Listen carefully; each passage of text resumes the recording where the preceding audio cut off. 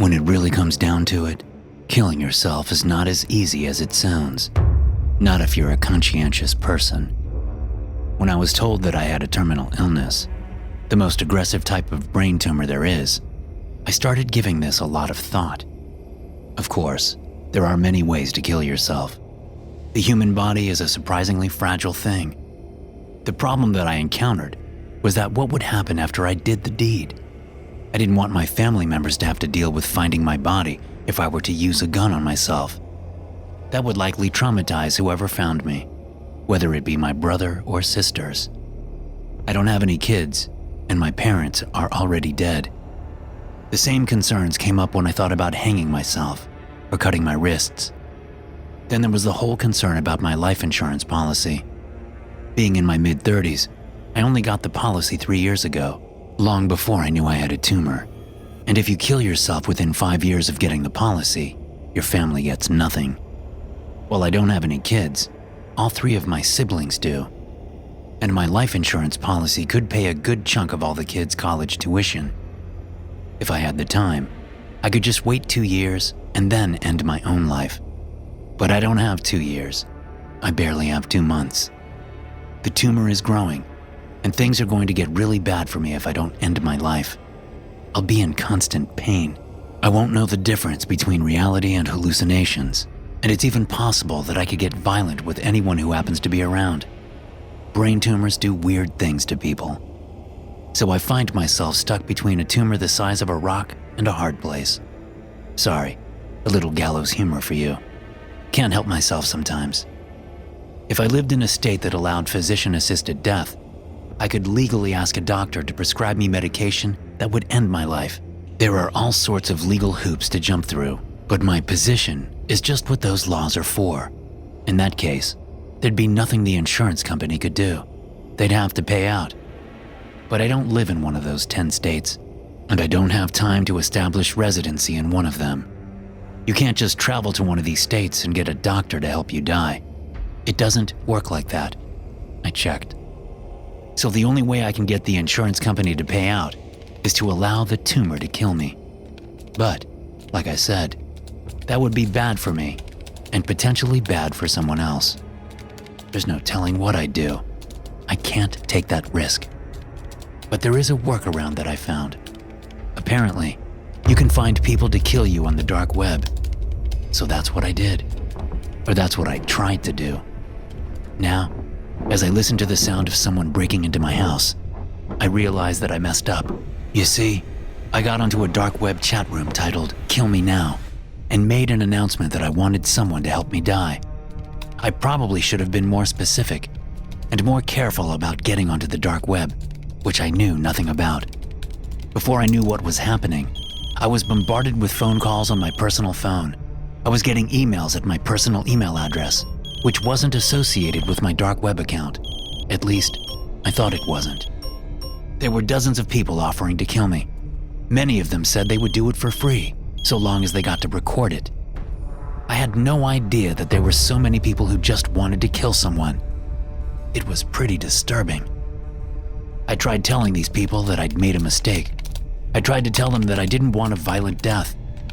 Some of them listened to me, but others clearly did not. Others got mad and told me they knew where I lived, and they said they'd see me soon. At the time, I thought it was just talk. But now that I can hear someone coming into my house in the middle of the night, I'm confident that they're here to kill me. I live on the outskirts of a small Tennessee town in what is essentially a 2-story cabin that sits on a decent-sized plot of wooded land. I don't have any neighbors close enough to hear the ruckus. Dressed only in my light pajama pants and a t-shirt, I creep over to the window and look down into the front yard. I don't see anything. No vehicles, no people. Then again, there's an awning in the way, preventing me from seeing if someone is at the front door.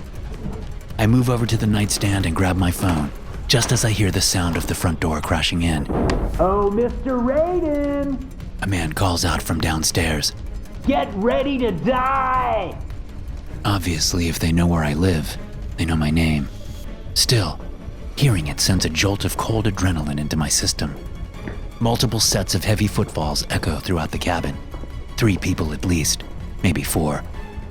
Unlocking my phone, I text 911 with my address and the word help. But I know how far the nearest police station is. There's no way they'll get here in time. Suddenly, the entire place plunges into darkness. They've found the breaker box and shut the power off. Pocketing my phone, I move over to the window, cursing myself for not keeping the one hunting rifle I own in my bedroom. It's downstairs in a gun rack over the fireplace. Heavy footsteps sound on the wooden stairs.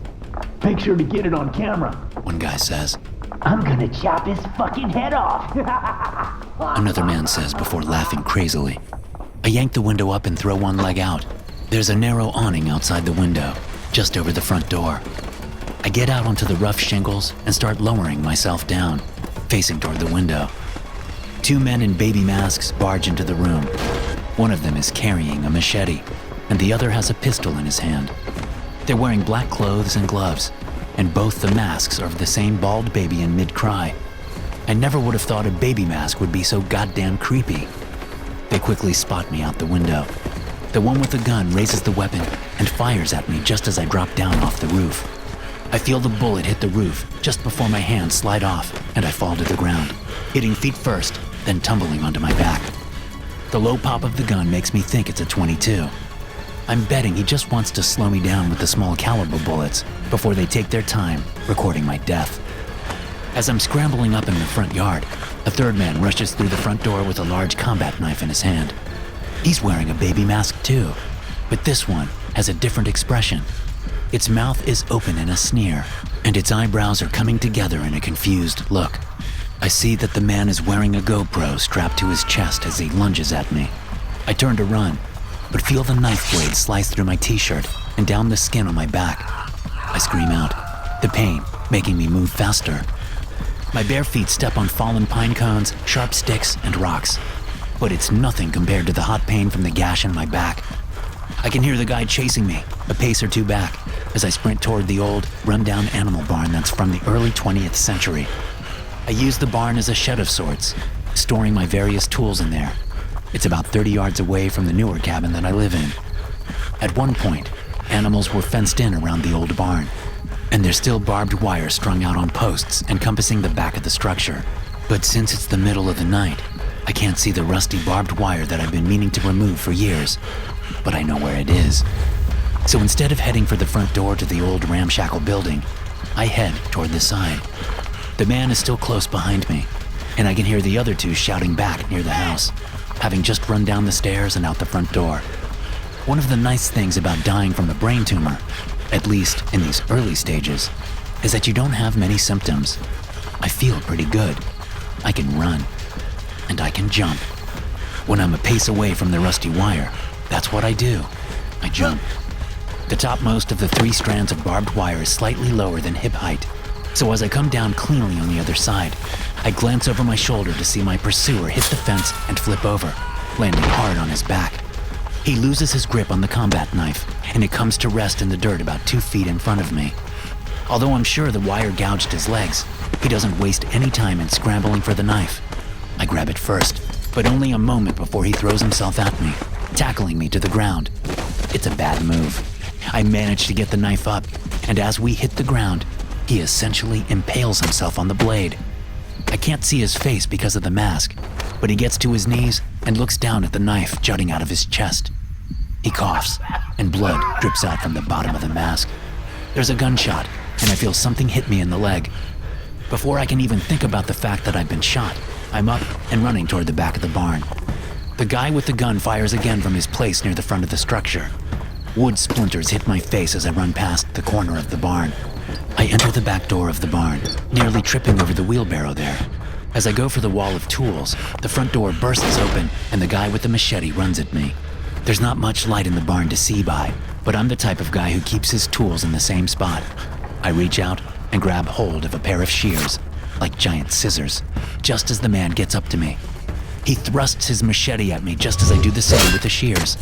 I feel the tip of the tool jam into his chest, and with my hands on the 2 handles, I pull the blades apart while they're still inside him, opening up the small wound into a large gash before the man screams and shoves off, stumbling back toward the front door. I still have the shears in my hand, but I'm suddenly aware that the man no longer has his weapon. When I look down at my abdomen, I see why. The machete is sticking out of my stomach. Oh, I say. you son of a bitch! I whip my head up at the scream and see the guy with the gun standing in the front doorway. He has the .22 pointed at me. Don't you move! He says, reaching his left hand up to the GoPro strapped to his chest.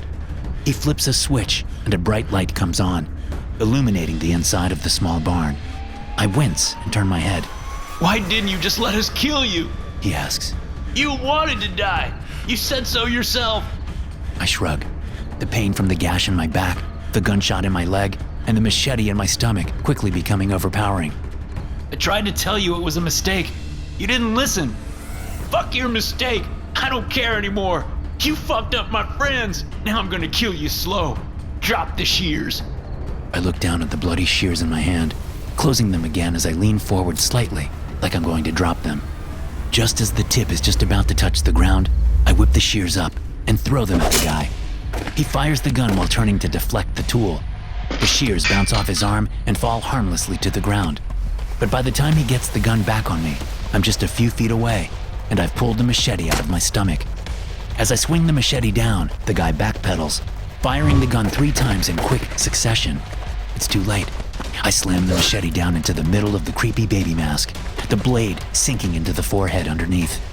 He stumbles back, weaving and firing the gun wildly before falling down. He twitches for a bit before he stops moving for good.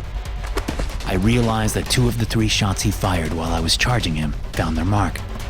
I step out of the barn and look at the guy I impaled on the shears. He's lying face down nearby, not moving.